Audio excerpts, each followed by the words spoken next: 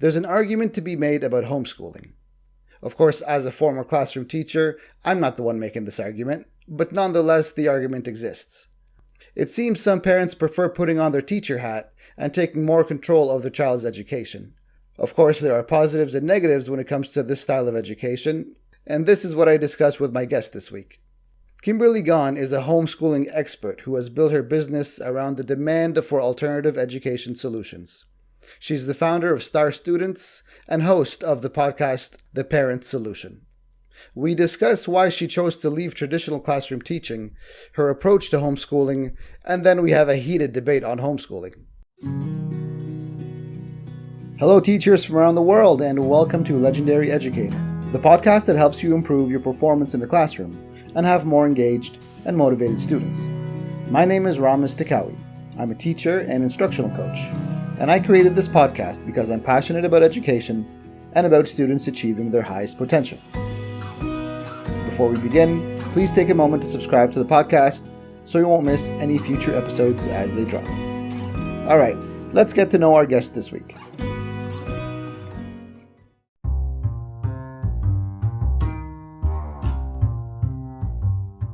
Hello, my name is Kimberly. My teacher name is Miss Kimberly, or for some of my students, just Kimberly. I am a trained teacher turned alternative educator, and I've been teaching and in education for just over 11 years now. My favorite teacher, when I was a young adult actually, was a professor in Teachers College.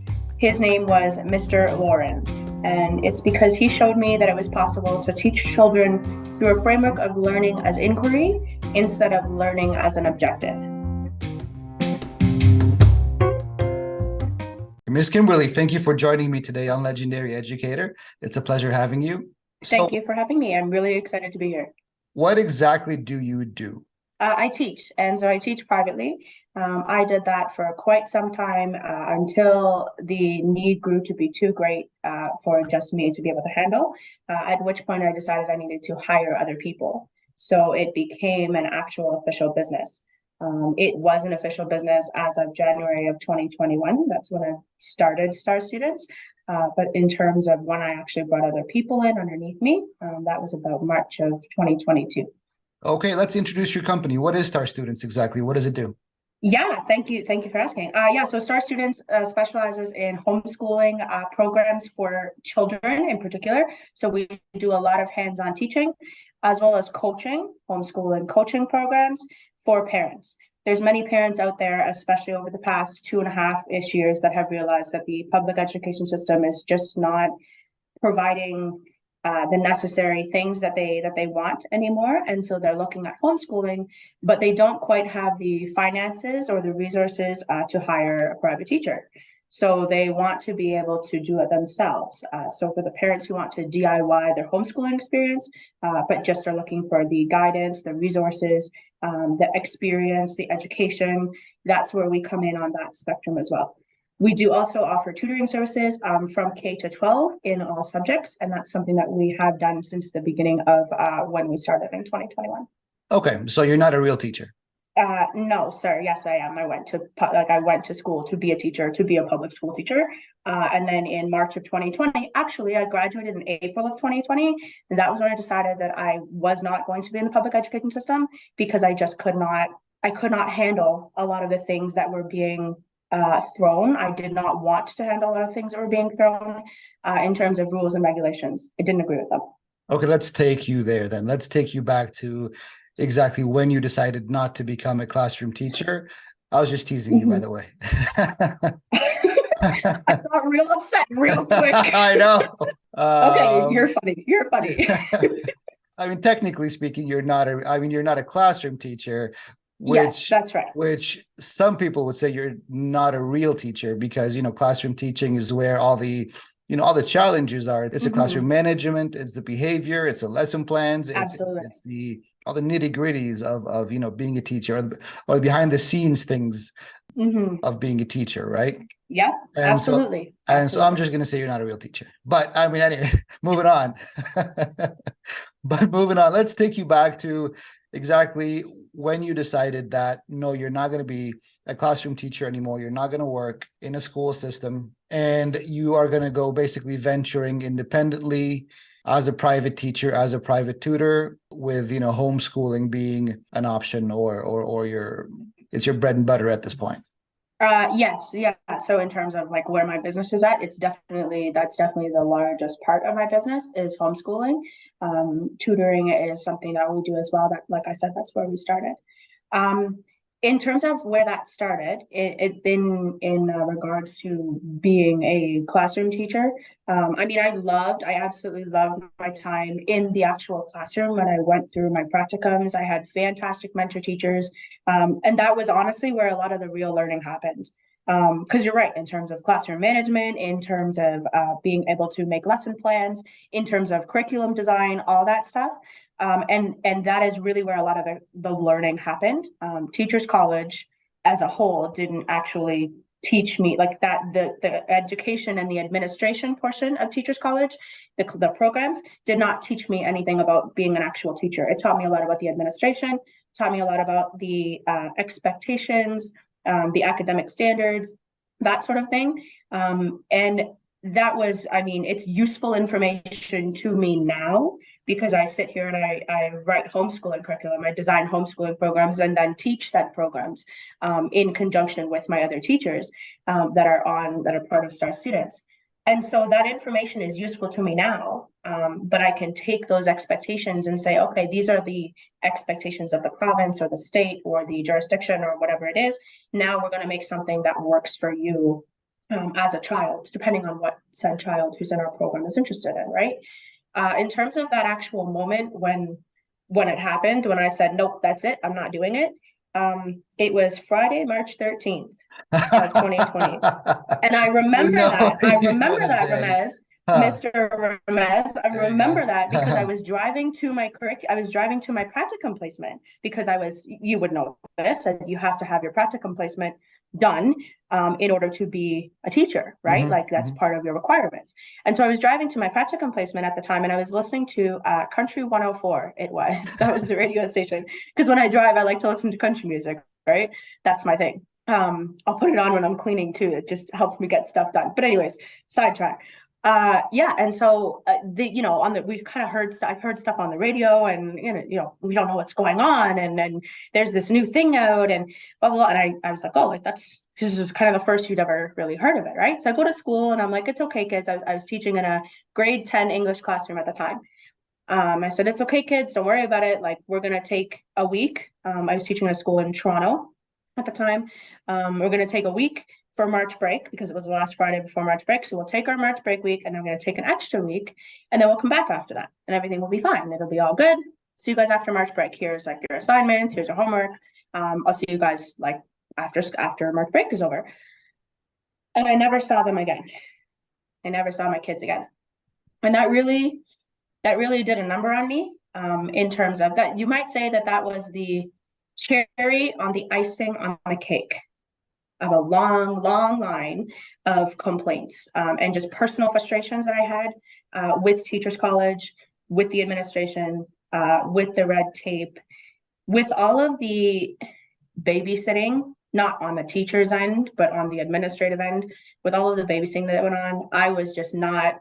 I did not want to start my career on that note, and I did not feel like I didn't see myself being happy doing that for 5 or 6 years with the level of frustration that I had before I even got into Teachers College or into teaching, I'm sorry, and knowing how I was finishing Teachers College.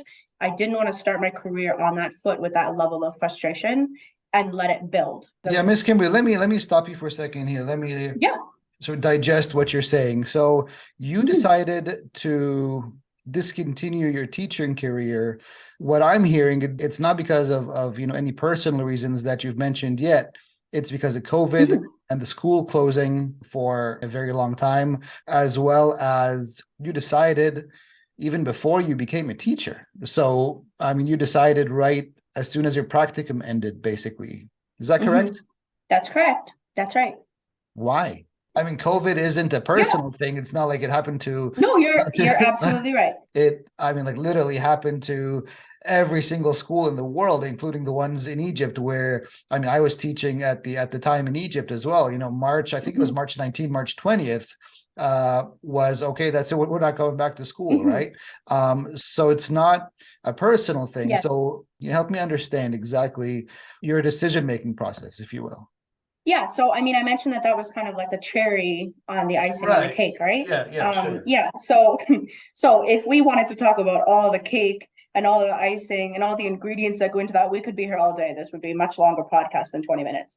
Let me be hopefully brief. Teachers College really opened my eyes to how much I did my BA in English and history, right? My plan was to be a high school English and history teacher. And having the appreciation of the English language, having the appreciation of the history of Canadian, I did my major in Canadian history, of the history that was taught and that has been taught, it really opened my eyes to how much involvement the government has in public education. They really opened my eyes to how much control and how much involvement the government has in public education. And with the decisions that were being made, the decisions that I saw being made with particular curriculums being put into place, with particular what I might call narratives or agendas that were being pushed, I was not comfortable with having to introduce those things into my classroom. I got into teaching because I wanted to teach. I did not want to have to worry about answering to authority that was not authority for any reason other than they had been put there by political means. Yeah, I have absolutely zero problem with authority, but I have a real problem with authority that has not been earned. Right. Let me put it that way. Okay, I think I'm getting the picture now. So yes. Your beef wasn't with education or the classroom or the daily sort of grind of teaching. Your beef was political, or for political reasons, not because you are political, yes, but because of the agendas put into school systems, due to the authorities or the man, if you will. Yes, that's exactly right. And so, and this is the thing. I've never been against like any teachers that I talk to. Teachers are wonderful people. For every group has its bad apples, but teachers in general are wonderful people. They work hard. They're some of the hardest working people on the planet. I hate when people are like, "Oh, teachers get 2 months off." Do you realize how much curriculum planning and design and like all of that extra stuff that has to go into it, right? I understand that. And I wasn't even like, I mean, I was teaching for a full year, but I wasn't actually like in a teaching career or a teaching position, as you pointed out, for an extended amount of time before I said, no, I'm not doing this anymore. So teachers themselves and teaching itself as a profession is wonderful. My stance is just that the government has way too much involvement in it. And I don't believe that that's right. Okay, that's fair enough. Okay, let's move on to the whole homeschooling thing. That is basically the business of your company. What is homeschooling exactly? What's the definition of the homeschooling system? So, I mean, homeschooling, when people think homeschooling, the general thought process is that it is schooling at home. And that's, in essence, the basis of what it is. Where that differs is people's differentiations or people's different understandings of what their ideas of school at home are, right? I speak to many parents who think that school at home means that their child should be emulating legitimately school at home. So they take the school classroom and they put it in their house. And that's not, I do not believe that that is an effective method of homeschooling. I have not seen that be successful in very many cases, particularly when you talk about boys and young men. They don't tend to do very well in that sort of environment. If it is, typically females will do better with that. But to answer your question, homeschooling is school at home. There's just many definitions and different understandings of what school at home means for every family. Who's the teacher? Who does the teaching, or who is the teacher? Exactly. Who's the teacher? Who does the teaching? And then moreover, where do you get the curriculum and the test? How do you pass a test? Yes. How do you get a diploma? Yes. Okay. So in terms of homeschooling, so I am specialized in terms of North America. I do work mostly in Canada, although we do have some USA students, some students in the United States. So in Canada, in terms of the diploma question, you don't actually have to have any sort of credentials or transcript or anything until you go to grade 12. So if you can actually be homeschooled all the way up until grade 12, and then as long as you can write your GED, which is your grade 12 equivalent exam of math, English, history, geography, whatever subjects that there are, you can actually, like, you can pass, you have your GED, which is the equivalent of a high school transcript. In most of the states in United States, they have the equivalent of a GED. There is a little bit more depending on what sort of state you're in. And I'm not speaking for all 50 states here because there's different regulations for each state. Sure. But depending on what state you're in, there are different regulations and requirements. Most of them, though, will have requirements that are similar to the GED that you would write if you were here in Canada. So as long as you can pass that GED, you're good. Okay. That's kind of like the final result. So as long as you can get to that point of having that GED, in terms of where you would get the curriculum, in terms of where you would get the activities, in terms of like what that is, I mean, that's why parents come to Star Students, because we take that curriculum and we redesign it, right? And you would know, you're a teacher, right? You know the curriculums, you know what needs to be taught. You then come up with activities, resources, worksheets, whatever it is, all of your materials as a teacher, you're using to teach to that curriculum for those expectations and those standards. Okay, so you're taking the objectives and the standards and all that, and then you are basically molding a curriculum that is going to fit the student, or that is going to be appropriate, beneficial for the student in order for him or her to pass the GED exam. And that is what is enough for entry into, post-secondary university or college. Yeah, exactly. If the child should wish to then go to post-secondary or some sort of trades college, yes. Nowadays, many places, right, they won't even look at you if you don't have a high school transcript, right? And so a lot of parents that I speak with, their concern is like, oh, I can't homeschool my child all the way to high school. Well, yes, you can. You just have to make sure that your child is able to fulfill the requirements of the state, simply because you're right, like that's the way our system works. And I've been fortunate enough to be allowed to work outside the system in that way, but you do still have to work within the system a little bit in that context, yes, when you're working with education. So the biggest question I have about this whole homeschooling program is this: where does the social training and the socialization come in, right?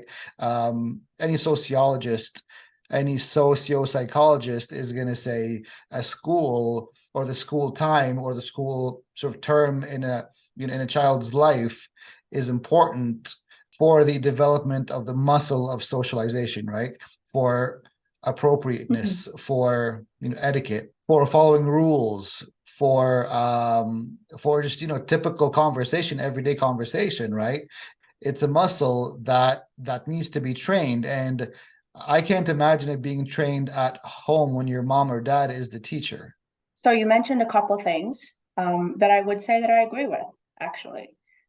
You mentioned that school is a place where you learn to be able to socialize with other students.